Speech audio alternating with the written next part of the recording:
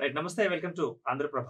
ఇటీవల కాలంలో సమగ్ర సర్వే పేరిట ఒక సర్వే కూడా చేయడం జరిగింది. మరి సామాజిక సర్వేలో కొన్ని ఆసక్తికరమైన అంశాలు, అదేవిధంగా అందులో ఉండాల్సిన కొన్ని కాలమ్స్ గురించి మరి ఫైట్ చేసి ఆ కాలమ్స్ కూడా రావాలి అంటూ కూడా మరి సాధించిన సాధకులు కూడా మనతో పాటు ఉన్నారు. అదేవిధంగా మరి 4 గోడలు అనే కుల మత గోడల్ని అడ్డు పెట్టుకొని మనం ఇలాగే కూర్చుంటే సో మనకు అభివృద్ధి అంతంత మాత్రం ఉంటుంది. 4 గోడల మధ్య మాత్రమే పరిమితం అవుతుంది. కానీ అప్లికేషన్లు అయితే దరఖాస్తులు అయితే ఇలా ఫీల్ చేసేటప్పుడు కూడా ఒక సెపరేట్ కాలం కావాలి, రావాలి అంటూ కూడా వారు ఫైట్ చేస్తారు. వారెవరో కాదు, మనతో పాటు సిద్ధంగా ఉన్నారు. మహమ్మద్ వహీద్ గారు, వీరు కుల నిర్మూలన సంఘం రాష్ట్ర అధ్యక్షులుగా ఉన్నారు. వీరితో పాటుగా అడ్వకేట్ సుభాషిణి గారు కూడా ఉన్నారు. వీళ్ళిద్దరికి మనం ఇన్వైట్ చేద్దాం. నమస్తే అమ్మా. నమస్తే. రైట్, ముందుగా మీరు స్టార్ట్ చేయండి వహీద్ గారు. సమగ్ర సర్వేకి సంబంధించిన అందులో మీరు సక్సెస్ అన్నారు కదా, ఒకసారి ప్రేక్షకులు పంచుకోండి. ఇది గత సంవత్సరం నవంబర్ నెలలో తెలంగాణ ప్రభుత్వం సామాజిక సర్వే పేరు మీద ఒక సమగ్రమైన సర్వే ఒకటి చేపట్టింది. కులగణన అనొచ్చు. అంటే బీసీలకు ఒక రిజర్వేషన్ కల్పించే ఉద్దేశంతో మొత్తం అన్ని యాంగిల్స్లో ఒక సర్వే నిర్వహించారు. అయితే ఈ సందర్భంగా గతంలో ఎప్పుడూ లేని విధంగా ఈ సర్వే చేస్తున్నారని తెలియగానే మేము కులరహితులకు కూడా, మాలాంటి వాళ్ళు ఉన్నారు చాలామంది, మాకు కులం లేదు, అలాగే మేము ఏ మతాన్ని పాటించము, మాకు మతము లేదు, కొంతమంది కులాన్ని పాటిస్తూ మతాన్ని ఆచరించే వాళ్ళు ఉండవచ్చు, చాలామంది ఉన్నారు ఇటువంటి వాళ్ళు. ప్రపంచవ్యాప్తంగా కనుక చూసుకుంటే ఇటువంటి వాళ్ళు మతరహితులుగా, నాన్ బిలీవర్స్ కానవచ్చు, మూడవ అతిపెద్ద సమూహం అది. క్రిస్టియన్స్, ముస్లిమ్స్, ఆ తర్వాత వచ్చేటువంటి సంఖ్య ఈ నాస్తికులది. ఇంత పెద్ద సమూహం ఉన్నటువంటి ఈ యొక్క వాళ్ళను, అంటే భారతదేశంలో కొంత సంఖ్య తక్కువనే ఉండొచ్చు, కానీ ఉన్నారు, గణనీయంగానే ఉన్నారు. మరి మమ్మల్ని కూడా ఒక ప్రత్యేకంగా గణించండి, మా డాటాను కూడా రికార్డ్ చేయండి అని చెప్పేసి మేము కోరడం జరిగింది. దానికి తగ్గట్టుగా మేము మినిస్టర్లకు, అటు ముఖ్యమంత్రి గారికి, అటు బీసీ కమిషన్ చైర్మన్ గారికి విజ్ఞాపన పత్రం ఇచ్చాము మేము, ఈ మాకు ప్రత్యేకమైన కాలం కేటాయించమని. అయితే కారణం ఏదో తెలియదు కానీ అది రాలేదు. ఆ సర్వే యొక్క ఫార్మాట్ వచ్చింది, అందులో ఎటువంటి మేము కోరుకున్నట్టు విధంగా ఏదీ లేదు. అప్పుడు వెంటనే మేము కుల నిర్మూలన సంఘం పక్షాన అధ్యక్షుడిగా నేను, మా ప్రధాన కార్యదర్శి కృష్ణచంద్ గారు, మేమిద్దరం కలిసి హైకోర్టులో ఒక పిటిషన్ వేశాం. మమ్మల్ని కూడా గణించండి, మాకు ఒక ప్రత్యేకమైన కాలం కేటాయించమని చెప్పి కోరడం జరిగింది. దానికి హైకోర్టులో ఒక ఇంటీరియం ఆర్డర్ ఒకటి పాస్ చేశారు జడ్జి గారు. ఖచ్చితంగా వీళ్ళని కూడా యాక్సెప్ట్ చేయండి, వీళ్ళు చెప్తున్నటువంటి డిమాండ్ను కూడా పెట్టండి, వీళ్ళ యొక్క డాటాను కూడా కలెక్ట్ చేసి వాళ్లకు అయిన తర్వాత వాళ్ళకు ఖచ్చితంగా అది అందించండి అని చెప్పేసి ఒక ఆర్డర్ పాస్ చేయడం జరిగింది. ఇదంతా చాలా ఒక వారం రోజుల వ్యవధిలోనే ఇదంతా జరిగింది. రైట్, అహ్మద్ అంటే వహీద్ గారు, ఇప్పుడు ఆ కాలమ్స్లో ఏమేమి ఉన్నాయి, మీరు ఏ కాలం గురించి అంటే దానికి పేరు ఒకసారి ప్రేక్షకులు క్లియర్గా. ఎస్, కులరహితులు, కులం లేని వాళ్ళు లేదా కులరహితులు. దీనికి ఏ కులానికి చెందిన వాళ్ళు, బీసీ అయితే ఏంటి, ఎస్సీ అయితే ఏంటి, సబ్ క్యాస్ట్ ఏంటిది అనేది ఉంది, ఆల్రెడీ ఉంది. అయితే కులం వద్దు అనుకున్న వాళ్ళు లేదా కులరహితుల కోసం ఏం లేకుంటే అదర్స్ అనే కాలంలో వేసేవాళ్ళు. వద్దనుకుంటే కానీ అదర్స్ సింపుల్గా. మరి అదర్స్ కాలం ఉండనే ఉంది కదా. అదర్స్లో ఎవరైనా రావచ్చు కదా. ఒక స్పెసిఫిక్గా ఇప్పుడు ఒక మతాల గురించి చెప్తున్న కాలంలో ఒక 6 మతాల పేర్లు ఇచ్చారు పైన. ఆ 6 మతాలు కాకుండా ఇంకా అదర్స్ ఎవరైనా ఉన్నా కానీ అందులో నాస్తికులు ఉండొచ్చు, సిక్కులు ఉండొచ్చు, ఏ మతమైనా వాళ్ళు ఉండొచ్చు. ఎస్, అందులో గంపగుత్తగా ఒక అదర్స్ అనే కాలం మాత్రమే ఉండింది. అట్లా కాకుండా స్పెసిఫిక్గా మాకు కులం వద్దు అన్న ఒక కాలం 01 ఒకటి కేటాయించారు. అలాగే మతం విషయానికి వచ్చేసరికి కూడా అక్కడ కూడా మతరహితులు అనేది మళ్ళీ అగైన్ 01 కేటాయించారు. ఈ రకంగా మేము అనుకున్నట్టుగా అందులో రావడం జరిగింది. అది దీంతో పాటుగా కులాంతర వివాహం చేసుకున్న వాళ్ళ డాటాను కూడా, మీ కుటుంబంలో కులాంతర వివాహాలు చేసుకున్నారా ఎవరైనా అనేది కూడా 55 నంబర్ కాలంలో అది కూడా పొందుపరిచారు. ఆ డాటా కూడా కలెక్ట్ అయింది. అయితే ఇదంతా చాలా తక్కువ వ్యవధిలో జరగడం వల్ల అటు వచ్చే సిబ్బందికి కానీ ఇటు ప్రజల్లో కానీ అవగాహన లేకపోవడం వల్ల మేము అనుకున్నంతగా రికార్డ్ కాకపోవచ్చు కానీ అధికారికంగా దేశంలోనే మొట్టమొదటిసారిగా ఒక అధికారికంగా ఇది నమోదు అయితే చేయడం జరిగింది. రైట్. ఓకే. అడ్వకేట్ గారు ఇప్పుడు మరి ఈ పరిణామాన్ని ఎలా చూసుకోవచ్చుంటారు? ఆ కాలం ఎస్ ఉండాలని అన్నదానికి మీరు కూడా ఓకే చేస్తున్నారా? లేకపోతే నో అంటున్నారా? ఎస్ ఎస్ ఎందుకంటే ఇప్పుడున్న జనరేషన్ కూడా వాళ్ళకు ఏ కులము ఎవరు అన్నది ఇప్పుడున్న జనరేషన్కి తెలియదు. హ్మ్. యాక్చువల్గా వాళ్ళు అంటే ఒక హిందూ సాంప్రదాయంతో ఉన్నానంటే ఆహా హిందువులేమో, హ్మ్. కానీ సబ్ కాస్టులు కానీ వాటి యొక్క వివరాలు అన్నది ఇప్పుడున్న జనరేషన్కి ఎక్కువ తెలియదు. వాళ్ళు మాట్లాడేటప్పుడు సన్నిహితంగానే ప్రతి ఒక్కరితోని ఉంటున్నారు. అంటే వాళ్ళ మనసులో కల్మషం లేకుండానే వాళ్ళు మెదుగుతున్నారు. సో కమ్యూనల్ హార్మనీ అనేది చట్టబద్ధంగా అందరిలో సిటిజన్స్ ఆఫ్ ఇండియాలో ఉండవలసిన అవసరం ఉన్నది కాబట్టి హ్మ్.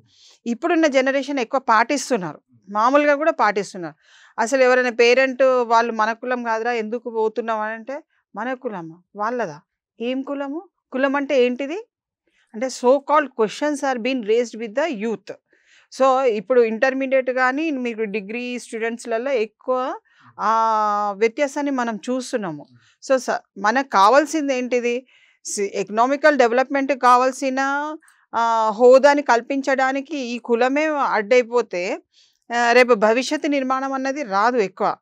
ఇప్పుడు కులాలు అన్నది ఇంట్లో వరకు సాంప్రదాయం వరకు పనికొస్తే పర్వాలేదు, కానీ డెవలప్మెంట్ అందరు కావాలి కదా. ఒక కులం కావద్దు, ఒక కులానికి ఇవి కావాలి, ఒక కులం ఇంత తెలిసి తెలియక బిజినెస్లు చేయలేక they don't have the capacity to pay the amount to the ఎక్స్పర్ట్స్కి ఇచ్చి వాళ్ళ దగ్గర ట్రైనింగ్ తీసుకొని నేను ఇంత బిజినెస్ ఎస్టాబ్లిష్మెంట్ చేస్తున్నాను ఎవరికి వస్తుంది ఆలోచన రాదు. పేదవాడిని పేదవాడిగానే ఉంచాలనా, పెద్దవాడిని పెద్దవాడిగానే ఉంచాలనా. సో సమభాగం అన్నది ఎప్పుడు వస్తుంది, కులరహిత సమాజం ఏర్పడ్డప్పుడే నీకు వస్తుంది. అది అది దానికి అందరూ చేయూతనివ్వాలనంటే first political party will be the banning party for this aspect. ఎందుకంటే వాళ్ళకి కావాల్సిన కుల పెద్దలందరూ ఫస్ట్ అన్న నేను మీకు అండగా ఉంటామని ఫస్ట్ కులాల వాళ్ళు వాళ్ళ దగ్గరికి వెళ్తున్నారు. సో దే ఆర్ బీన్ అంటే వాళ్ళు మనం చెప్పిన వాళ్ళకు రెజల్యూషన్ పాస్ చేసి ఇచ్చినట్టుగా ఏమి ఉండదు.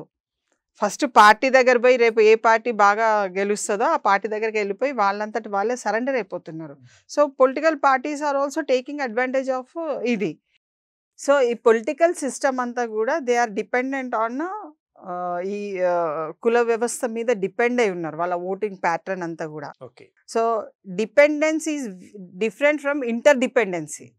డిపెండెన్సీ అంటే మొత్తం పూర్తిగా వాళ్ళ మీద ఆధారపడి ఉంటారు. ఇంటర్ డిపెండెన్సీ అని అంటే ఆధారపడకుండా కానీ మేము సాధించవచ్చు ఓట్లు అన్నది ఒక వస్తుంది. కానీ గతంలో ఇప్పుడు ఈ 10 సంవత్సరాల నుంచి ఈ కులానికి ఈ కులాలకి ఈ స్కీమ్ అన్నది ఒకటి ప్రవేశపెట్టడం జరిగింది. అప్పుడు కులాంతర వివాహాలు చేసుకున్న వాళ్లకు ఎలా అయిపోయిందని అంటే ఇప్పుడు నేను తల్లి కుటుంబంకి వస్తానా తండ్రి కుటుంబంకి వస్తానా అన్నది పెద్ద మ్యాజికల్ ఫిగర్ అయిపోయింది. ఇప్పుడు వహీద్ గారు చెప్పిన ప్రకారం అయితే మరి కులాంతర వివాహాలు చేసుకున్న వాళ్ళు కూడా కాలం రావాలేమో. పిల్లలకు తల్లి తరఫు నుండాలా తండ్రి తరఫు నుండా అయితే ఏం చేసిండ్రు దానికి మొత్తం ఓవరాల్ తీసుకొచ్చి ఎవరు ముందు పుట్టినప్పుడు ఏ కులం పెట్టి వాళ్ళని ఎడ్యుకేషన్ పరంగా తీర్చిదిద్దిండ్రో అదే చివరి వరకు దాని మీదనే అప్లికేషన్స్ పెట్టుకోవాలంటే కొంతమంది పెట్టుకున్నారు, కొంతమందికి వాళ్ళకి స్కీమ్స్ వచ్చినాయి. ఇప్పుడు చదువుకున్న అప్పుడు అంతకుముందు ఒక 10-20 years బ్యాక్లో ఎలా ఉండే అంటే whichever the caste lower caste of the parent can be adapted by the children. అప్పుడు ఏమవుతుంది చదువు కోసం ఒక జీవో వచ్చింది అని నువ్వు ఎంతైనా చదువుకోండి ఆ కాస్ట్ మీద, but when profession comes you should take the మళ్ళీ ఫాదర్ కాస్ట్. సో అప్పుడు ఏమైంది ఆ జీవోతో పాటు దాని మీద స్టాంప్ వేయి వాళ్ళకి ఆ కుల సర్టిఫికేట్స్ అన్నది మంజూరు చేసి.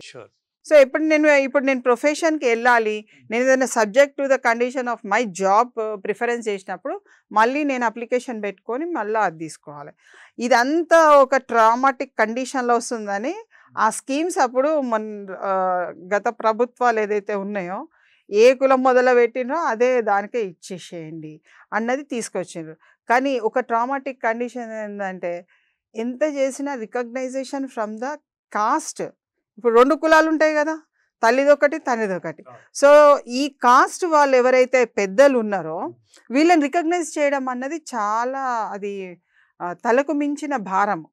ప్రజలలోకి వెళ్ళినప్పుడు, సమాజానికి వెళ్ళినప్పుడు, బర్త్డేస్కి అంటే ఈ క్యాస్ట్లలో మ్యారేజెస్కి వెళ్ళినప్పుడు కానీ, లేకుంటే మ్యారేజ్ చేయడానికి కానీ, ఏ వాళ్ళు ఆ కులం కాదురా బాబు, వీళ్ళు ఈ కులం కాదురా బాబు అన్నప్పుడు ఏమవుతుంది, అక్కడ డిఫెక్టివ్ ఫ్యాక్టర్ ఏర్పడుతుంది ఆ కుటుంబానికి మొత్తము. Okay. So you can protect the అంటే ఒక కమ్యూనల్ హార్మనీని తీసుకొస్తాము. ఏ రిలీజియన్ అయితే ఏమవుతుంది, ఏ కాస్ట్ అయితే ఏమవుతుంది, ఏ సబ్ కాస్ట్ అయితే ఏమవుతుంది, వీఆర్ ఆల్ ఈక్వల్ అని ఎప్పుడైతే మనం అనుకుంటున్నామో అక్కడ మనకు అది ఆ రిజల్ట్ కనబడట్లేదు.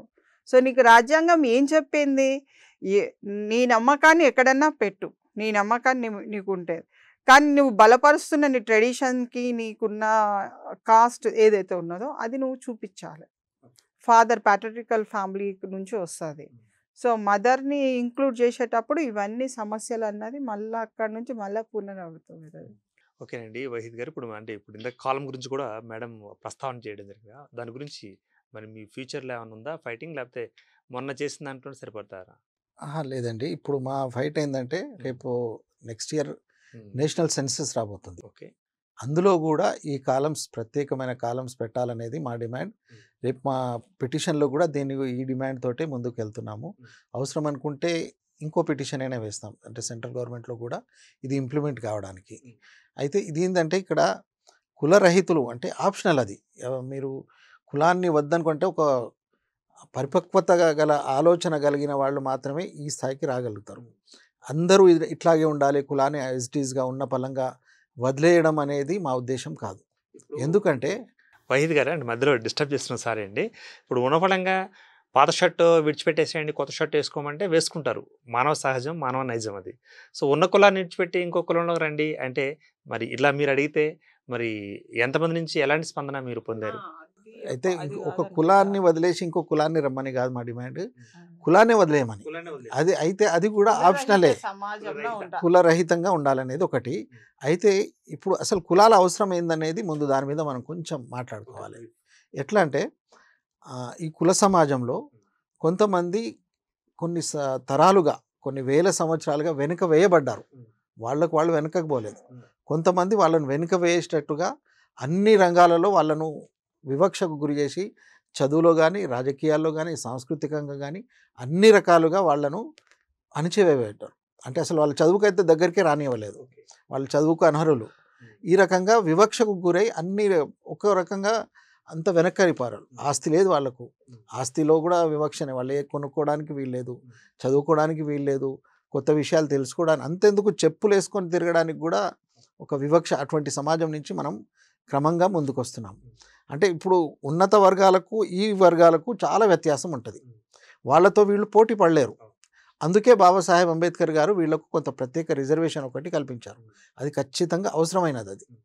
అది లేకుంటే కనీసం ఇప్పుడు సమాజం ఈ మాత్రం పైకి వస్తుందంటే ఆ రిజర్వేషన్ల వల్ల అది సమస్త అన్నిటికీ అది పరిష్కారం కాకపోయినా కొంతవరకు ఖచ్చితంగా ఉపయోగపడుతుంది, అది అవసరం కూడా అది. కాబట్టి దాన్ని ఉపయోగించుకుంటున్నారు. రిజర్వేషన్ ఉపయోగించుకోవడం ఏమో కానీ దేవుడికి కానీ ఒకవేళ ఆ పేరు చెప్పుకొని ప్రజానాయకులు, అదే ప్రజాప్రతినిధులు ఓట్లు దండుకుంటూ ఓట్లు అంటే సీట్లు వీళ్ళవి, ఓట్లు వీళ్ళవి, సీట్లు వాళ్ళవిగా మార్చుకున్నారు కదా, ఈ పరిణామం మీద మీ యొక్క అభిప్రాయం ఏంటంటారు? అంటే రాజకీయాలు ఇప్పుడు ఓట్ బ్యాంక్ రాజకీయాలు ఉన్నాయి ఇప్పుడు. మరి ఇప్పుడు మీరు అడుగుతుంది ఇప్పుడు ఏదైతుందో ఒక కులం ఉంది అన్నా లేకపోతే కుల రహితం అన్నా కూడా ఈ మీరు అడుగుతున్న కొద్దాన్ని కూడా వాళ్ళు వాడుకోరంటారా, వాడుకోబోయే ప్రమాదం లేదంటారా? అంటే ఇప్పుడు ఈ సెక్షన్ ఖచ్చితంగా ఎలైట్ సెక్షన్ ఉంటుంది, అంటే అన్ని రకాలుగా చైతన్యవంతమైన సెక్షనే ఉంటుంది. కాబట్టి ఆ ప్రభావంలో ప్రలోభాల్లో పడకపోవచ్చు ఇది ఖచ్చితంగా. అయితే ఈ రిజర్వేషన్ కూడా వాళ్ళకి ఖచ్చితంగా అవసరమే. కాబట్టి దానికోసమైనా వాళ్ళు కులాన్ని కొంతకాలం ఇంకా కొనసాగించవలసిన అవసరం ఉన్నది. వద్దు అని అన్ని రకాలుగా వాళ్ళకు వాళ్ళు సాటిస్ఫై అయ్యి కొంత నష్టపోయినా సరే మేము వ్యక్తిగతంగా మేము ఈ కులాన్ని వదిలేసుకుంటాం అన్న వాళ్ళను స్వాగతం, వాళ్ళు ఈ సెక్షన్లోకి వస్తారు.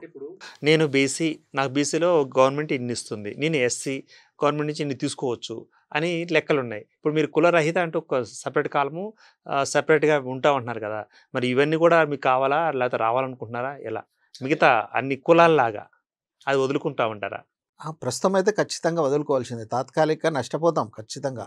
అయితే రాబోయే రోజుల్లో ఈ సంఖ్య కూడా క్రమంగా తెలిసినప్పుడు మా సంఖ్య ఎంత ఉంది, మరి మా సంక్షేమం పరిస్థితి ఏందని మేము ఖచ్చితంగా అడుగుతాం కదా. జనగణన చేయమంటారా? రానున్న తప్పకుండా కాలంలో. ఖచ్చితంగా మా సంఖ్య ఎప్పుడైతే వస్తుందో మరి మా సంక్షేమం కూడా కావాలి కదా, మేము ఈ సమాజంలో భాగమే కదా. కాబట్టి ఖచ్చితంగా మాకు కావాల్సింది కూడా ఖచ్చితంగా అడుగుతాము. అయితే కులాంతర వివాహాల యొక్క ఉద్దేశం ఏంటంటే అనిలేషన్ ఆఫ్ క్యాస్ట్లో డాక్టర్ బిఆర్ అంబేద్కర్ గారు చాలా స్పష్టంగా చెప్పారు. రక్త సంక్రమణ ద్వారా మాత్రమే ఈ కులాల యొక్క ప్రభావం తగ్గుతుంది, కులరహిత సమాజం ఏర్పడుతుంది అనేది చెప్పారు ఆయన. రక్త సంక్రమణ అంటే ఒక కులం వాళ్ళు ఇంకో కులం వాళ్ళను పెళ్లి చేసుకున్నప్పుడు ఆ తీవ్రత, కులం అనే తీవ్రత అనేది తగ్గుతూ ఒక కొత్త తరం ముందుకు వస్తుంది. దానికే మేము ఆ బేస్ మీదనే మేము పనిచేస్తున్నాం.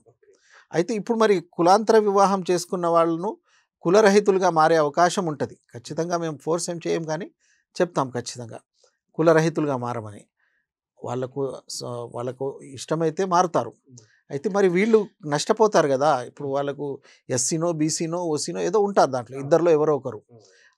అది న్యాయంగా వాళ్ళకి రావాల్సిన వాటా అది. మళ్ళీ దానికోసం వేరే పోరాటం అంటారా? ఎస్, ఖచ్చితంగా. అయితే మేము దానికోసం ఏమంటున్నామంటే కులాంతర వివాహం చేసుకున్న వాళ్ళను ఆదర్శ భారతీయులుగా గుర్తించండి, వాళ్ళను వాళ్ళ పిల్లలను కూడా.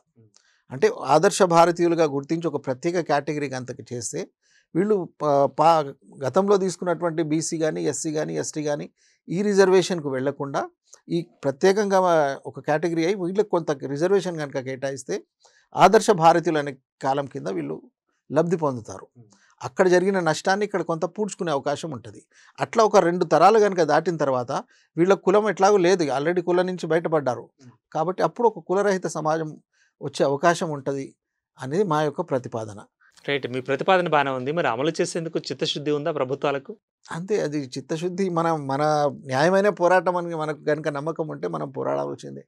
ఖచ్చితంగా మా ప్రతిపాదన గత కొన్ని ఏళ్లుగా మేము ఇదే ప్రతిపాదన పెడుతున్నాము, దీనికోసం పోరాడుతున్నాము. ఇప్పుడు ప్రభుత్వ పరంగా కూడా కులరహితులకు, మా కులాంతర వివాహం చేసుకున్న వాళ్లకు ఒక ప్రత్యేకమైన కాలం ఏర్పడింది. ఈ సంఖ్య కూడా వస్తుంది. మా పోరాటంలో ఇది ఒక ముందడుగుగా మేము భావిస్తాం. రైట్, అడుగు అనేది ఒక పోరాటం అనేది ఒక పైన అనేది ఒక్క అడుగుతో స్టార్ట్ అవుతుంది. ఆ ఒక్క అడుగు మీదేనా? మొదటి అడుగు మీదే అయిందా? ఖచ్చితంగా మాదే అయింది అది. అంటే మరి ఇంకా రాబోయే కాలంలో కూడా మరి ఎన్ని వేల లేదా ఎన్ని లక్షల అడుగులు మీరు ఆహ్వానిస్తున్నారు? తప్పకుండా, ఎందుకంటే ఎంత పెద్ద ప్రయాణమైనా ఒక్క అడుగుతోటే మొదలవుతుంది. కాబట్టి మేము కూడా దీన్ని ఒక అడుగుగానే భావిస్తున్నాము. రాబోయే ఎంత దూరమైనా సరే ఈ అడుగుతోటే మేము ముందుకు ఇంకా ఖచ్చితంగా వెళ్తాము, పోరాడతాము. ఒక సమసమాజం ఏర్పడేంత వరకు మా పోరాటం కొనసాగుతూనే ఉంటుంది. రైట్ అండి. అడ్వకేట్ గారు, ఒక అనలిస్ట్గా, ఒక సోషల్ యాక్టివిస్ట్గా ప్లస్ అడ్వకేట్గా, సోషల్ యాక్టివిస్ట్గా చెప్పండి, ఇప్పుడు ఈ పరిణామాన్ని ఎలా తీసుకోవచ్చు అంటారు? సమాజం మీద ఎలా ప్రభావం పడబోతుంది? అంటే మీరు కూడా కొన్ని బాధలు అనుభవించినట్టుగా చెప్పుకోవడం జరిగింది మన డిస్కషన్లో. సో ఎలాంటి ఎఫెక్ట్ పడబోతుంది అంటారు? కులరహితనే అంటే ఇంటర్ కాస్ట్ మ్యారేజ్ చేసుకున్నప్పుడు దాన్ని అనుభవించే వ్యక్తులకే తెలిస్తే దాని బాధ ఏంటో. ఎందుకంటే చెప్పినంత మాత్రాన సమాజంలో వాళ్ళని అంటే దరికి తీయడం అన్నది చాలా కష్టం. ఇప్పుడు ఒక ఫ్యామిలీని తీసుకున్నాం అనుకోండి, సపోజ్ మాదే తీసుకున్నా కానీ ఇంకా నేను ఒక మామూలుగా చెప్పిన వేరే ఫ్యామిలీ గురించి చెప్తే బాగుండగా మనం తీసుకోండి. మా ఫాదర్ కులాంతర వివాహం చేసుకున్నారు. అప్పటికి ఆయన ఒక జాగ లేదు, భూమి లేదు అని పిల్లనియలేదు. సో అది మనసులో పడిపోయింది. తల్లి చనిపోయింది, తల్లి లేదు. సో ఏం చేయాలి అనే వర్క్లో ఉండి సరే ఎవరో ఒకరు లవ్ చేస్తే ఇద్దరు మ్యారేజ్ చేసుకున్నారు. తర్వాత they did not get any welcoming from the society. Almost అంటే చుట్టాలు అనే వ్యక్తుల మధ్యన అది చాలా భయంకరంగా వెళ్ళిపోయింది. వాళ్ళు ఇద్దరే పిల్లలు, 4 పిల్లలు, సమాజము, అది డ్యూటీస్, అవన్నీ బాండేజెస్లల్లా దే లాస్ట్ దేర్ హ్యాపీనెస్. అది చాలా ప్రభావము. అది చెప్పినంత మాత్రాన అది ఇది కాదు, చాలా ప్రభావం పడింది. తర్వాత వాళ్ళ ప్రొఫెషన్ మెడికల్ వృత్తి కాబట్టి తలా ఒక హెల్ప్ ఏదైనా కుటుంబానికి కావాలంటే అట్లా హ్యాండ్ఫుల్ హెల్ప్గా వాళ్ళు వెళ్ళారు. కానీ ఇప్పుడు పుట్టిన 4 సమాజంలో తీర్చిదిద్దే క్రమంలో వాళ్ళ ప్రొఫెషనల్స్ని, వాళ్ళని ఇంట్రడక్షన్ని నువ్వు ఏ కాస్ట్లో చేస్తావు అన్నది పెద్ద ఎత్తున. అవునండి. ఎవరైతే ఒరిజినల్ కాస్ట్ వాళ్ళు ఉన్నారో వాళ్ళు యాక్సెప్ట్ చేయకపోవచ్చు. అంటే వీళ్ళ డెవలప్మెంట్ తొందరగా అయిపోతుంది ఈ కాస్ట్గా, వీళ్ళని మనము మా కాస్ట్ కాదు వాళ్ళంతా ఏమో తెలియదు అని మన డెవలప్మెంట్ దగ్గర వాళ్ళు అక్కడ మనల్ని కొట్టేస్తారు.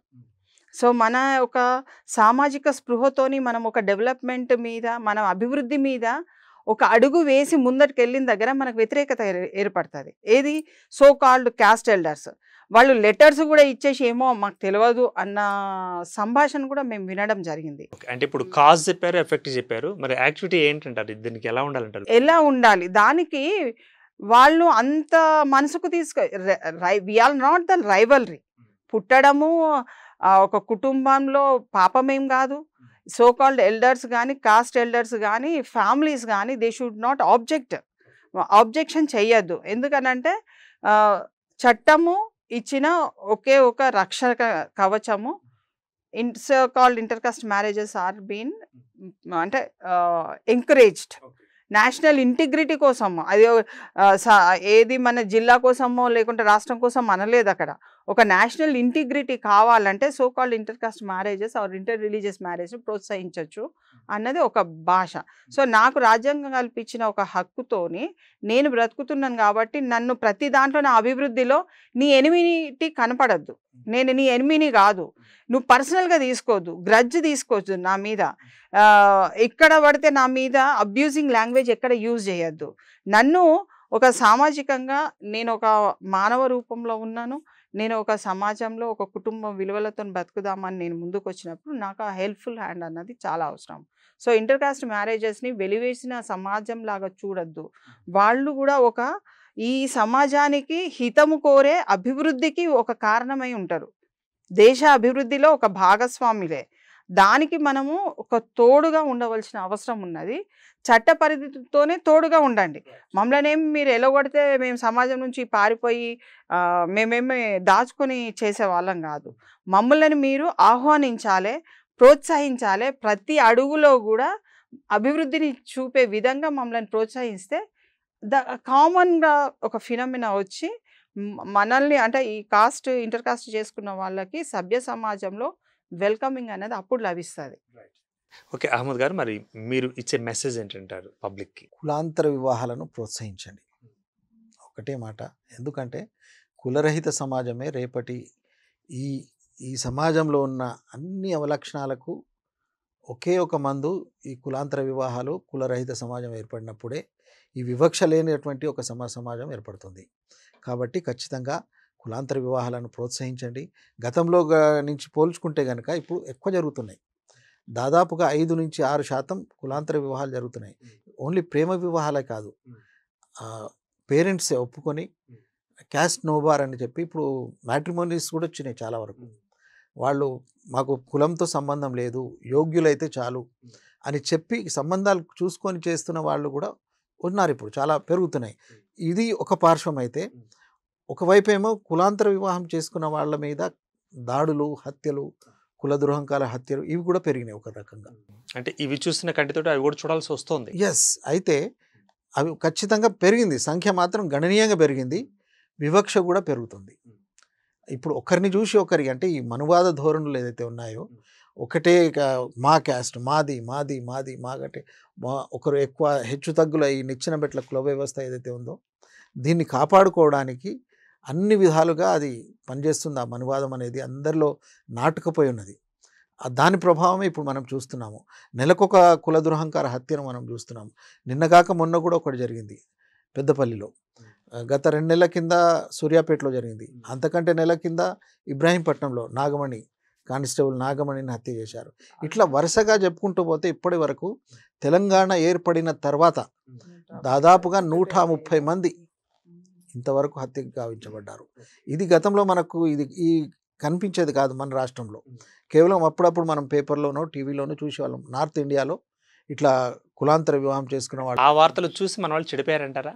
అది తెలియదు మరి. అంటే ఆ మనువాదం అనేది ఏదైతే కొంత మన సమాజం పోకడలోనే కొంత మార్పు వచ్చింది, చాలా మార్పు వచ్చింది, దాని ప్రభావం అయి ఉంటుంది అనేది నా అభిప్రాయం. ఇది రైట్. ఫైనల్గా ఒక లైన్ యాడ్ చేస్తానండి. ఇప్పుడు మా వాళ్ళు ఆ విషయాన్ని జీర్ణించుకోలేరు, మా బ్రతుకులు ఇంతే అనుకుంటున్నారు, మా కులం మాదే అంటున్నారు, నలుగురితో పాటు నారాయణ, కులంతో పాటు గోవింద అనుకుంటున్నారు.